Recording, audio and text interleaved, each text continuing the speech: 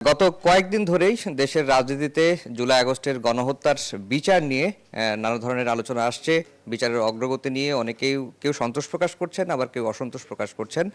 এবং এই জুলাই আগস্টের ঘটনায় এখন পর্যন্ত 23টি মামলা হয়েছে। 23টি মামলায় 143 জনের বিরুদ্ধে ওয়ারেন্ট জারি হয়েছে। গ্রেপ্তারের সংখ্যা 51 জনের মতো। সমসাময়িক বিষয়গুলো নিয়ে জুলাই আগস্টের গণহত্যার বিচার অগ্রগতি কতটুকু রয়েছে, সামগ্রিক বিষয় নিয়ে একটু কথা বলবো। আমাদের সঙ্গে রয়েছেন আন্তর্জাতিক অপরাধ ট্রাইব্যুনালের chief prosecutor advocate Tajul Islam. Tajul ভাই, অনেক ব্যস্ততার মধ্যেও সময় দিয়েছেন, এজন্য আপনার কাছে প্রথমে কৃতজ্ঞতা প্রকাশ করছি। এই যে জুলাই আগস্টের যে মামলাগুলোর তদন্ত চলছিল, সেই মামলাগুলোর তদন্তের অগ্রগতি এখন পর্যন্ত কি? আমরা যতটুকু জানি একটি মামলার তদন্ত সম্পন্ন হয়েছে, বাকি গুলোর কি অবস্থা? প্রথমত হচ্ছে একটা রিপোর্ট আমাদের হাতে চলে এসেছে, বাকি 3 থেকে 4টা মামলার তদন্তর ফিনিশিং টাচ চলছে এবং এটা আশা করছি ঈদের পরপরই আমাদের হাতে এই রিপোর্টগুলো চলে আসবে। এই রিপোর্টগুলো আসার সাথে সাথেই আমরা পর্যালোচনা করে আনুষ্ঠানিক যে অভিযোগ অর্থাৎ ফর্মাল চার্জ আমরা দাখিল করে ফেলব এবং ফর্মাল চার্জ দাখিলের মধ্য দিয়েই কিন্তু আনুষ্ঠানিক বিচারের যাত্রাটা শুরু হবে। আমরা নানান দিকে সমাজের মানুষের নানান কথা শুনি, বিচার কেন তাড়াতাড়ি হচ্ছে না। একটা কথা মনে রাখতে হবে, বিচার এটা তাড়াহুড়া করে গণবিচার, গণ আদালতের বিচার নয় যে আসামিকে আমি পেলাম 3 মাসের মধ্যে তার বিচার শুরু করে দিলাম, সাজা দিয়ে দিলাম। বিচার একটা সার্টেন পদ্ধতি, সার্টেন নিয়ম কানুন মেনে করতে হয়। আর আন্তর্জাতিক অপরাধ ট্রাইব্যুনাল, এখানে যে আন্তর্জাতিক আইনের অপরাধ ক্রাইমস এগেনস্ট হিউম্যানিটি, এটা সবচাইতে জটিলতম অপরাধ। সেটার তদন্ত যদি মানসম্পন্ন উপায়ে করতে হয়, মানসম্মত উপায়ে বিচার করতে হয়, আন্তর্জাতিক সম্প্রদায় দেশীয় সকল জায়গায় এই বিচারকে গ্রহণযোগ্য করতে হয়, তাহলে এই তদন্তগুলো নিখুঁত করার জন্য যে সময় দরকার সেই সময় কিন্তু যথেষ্ট সময় এখনও আমরা পাইনি।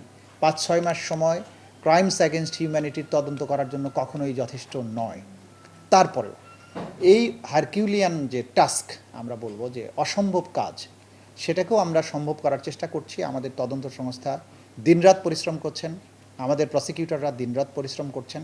জাতীয় যে নেসেসিটি সেটার আলোকে চিন্তা করে আমরা যে কাজ 3 মাসে হওয়ার কথা সেটাকে 15 দিনে করার, 1 সপ্তাহে করার চেষ্টা আমরা করছি। এবং আমরা জাতিকে আশ্বস্ত করতে চাই, এখান থেকে আপনারা নিরাশ হবেন না। ট্রাইব্যুনালের ব্যাপারে হতাশাব্যঞ্জক কোনো বক্তব্য দেওয়ার কোনো প্রয়োজন নেই, কারণ আমরা আমাদের দায়িত্বের ব্যাপারে সচেতন, আমরা আমাদের দায়িত্বের প্রতি কমিটেড। আমরা এটাকে জাতীয় প্রত্যাশার জায়গার থেকে এই ন্যায় বিচার নিশ্চিত করার জন্য যা কাজ আছে সেটা আমরা করব এবং সেটা অবশ্যই আমরা খুব দ্রুততম সময়ের মধ্যে দেখতে পাবেন। আরেকটি বিষয় আলোচনা আসছে যে দল হিসেবে, যেহেতু জাতিসংঘের রিপোর্ট থেকে শুরু করে সবকিছুতেই কিন্তু দল হিসেবে আওয়ামী লীগের প্রসঙ্গটি এসেছে যে আওয়ামী লীগের বিচার কেন করা হলো না, এবং আওয়ামী লীগের বিচার করার জন্য একটি দাবি রয়েছে যে বর্তমান যে আইন রয়েছে সেই আইনে দলের বিচার করার সুযোগ আছে কিনা। স্পেসিফিকভাবে যদিও আইনে কিছু নেই, তারপরেও তদন্ত করে বিচারের মুখোমুখি করার সুযোগ আছে কিনা দল হিসেবে আওয়ামী লীগকে? সুযোগ আছে, কিন্তু সিদ্ধান্তটা রাজনৈতিকভাবে নিতে হবে। এখানে ব্যক্তিকেন্দ্রিক বা অর্গানাইজেশনের বিচার করার তো সুযোগ এখানে আছে, সেক্ষেত্রে বাধা নেই। কিন্তু এইটা রাজনৈতিক দল হিসাবে কোনো দলকে বিচারের মুখোমুখি করা হবে কিনা সেটা রাজনৈতিকভাবে সরকার যদি সিদ্ধান্ত গ্রহণ করে তাহলে এটা সম্ভব। কিন্তু আমাদের প্রধান ফোকাসটা এখন হচ্ছে অপরাধী যারা গ্রাউন্ড লেভেলে যেভাবে অপরাধটা করেছেন সেই অপরাধীদের পেছনে এবং অপরাধের পেছনে আমরা দৌড়াচ্ছি। সেই বিচারের পরেও কিন্তু যদি সরকার চান তাহলে দল হিসাবে, রাজনৈতিক দল হিসাবে বা সংগঠন হিসাবে কোনো তাদের যদি কোনো অঙ্গ সংগঠন, সেগুলোরও কিন্তু বিচার করা সম্ভব।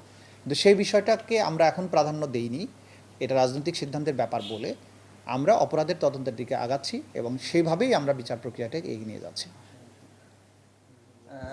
শুনছিলেন যে আন্তর্জাতিক অপরাধ ট্রাইব্যুনালের চিফ প্রসিকিউটর, তার বক্তব্যর মূল যে বক্তব্য সেটি হচ্ছে যে কয়েকটি মামলার তদন্ত একেবারে চূড়ান্ত পর্যায়ে রয়েছে। একটি মামলা তদন্ত হাতে এসেছে, যেটি আশুলিয়ার লাশ পোড়ানোর মামলা, সেটি তদন্ত সম্পন্ন হয়েছে। এখন চূড়ান্তভাবে ফাইনাল টাচ দেওয়া হচ্ছে। আর দল হিসাবে আওয়ামী লীগের বিচার করা সম্ভব, এটি অবশ্য রাজনৈতিক সিদ্ধান্ত। সরকার যদি সিদ্ধান্ত দেয় তাহলে তারা এই তদন্তও শুরু করতে পারেন, এমনটি তিনি বলছেন। তো এই ছিল আন্তর্জাতিক অপরাধ ট্রাইব্যুনাল থেকে আমার কাছে সবশেষ খবর।